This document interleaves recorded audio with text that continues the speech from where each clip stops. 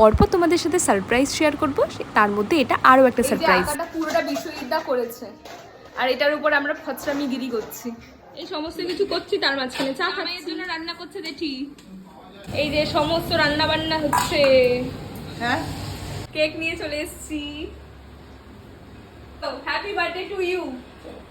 Video স্কিপ না করলে এতক্ষণে তো বুঝেই গেছো, হ্যাঁ আজকে বিশ্ববিদ্যার জন্মদিন ছিল, সেটাই আমরা ছোট্ট করে সেলিব্রেট করলাম। আর এখানে তো সেই ম্যাজিক ক্যান্ডেলগুলো ফু দিলেও নিভছে না। Happy birthday to you, happy birthday to you বিশ্বজিৎদা, হ্যাপি বার্থডে টু ইউ।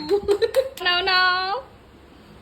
জন্মদিনে গিফট কী দেবো এইসব ভাবতে ভাবতে আমি আর ভাই তো গেছিলাম আগের দিন কেনাকাটা করতে। সেই ভিডিও তোমরা যদি না দেখে থাকো, রিলেটেড ভিডিওতে অ্যাড করে দেবো, সেখান থেকে অবশ্যই একবার দেখো, আশা করি তোমাদের ভীষণ ভালো লাগবে। সব খাবার এখানে দিদি সার্ভ করছে।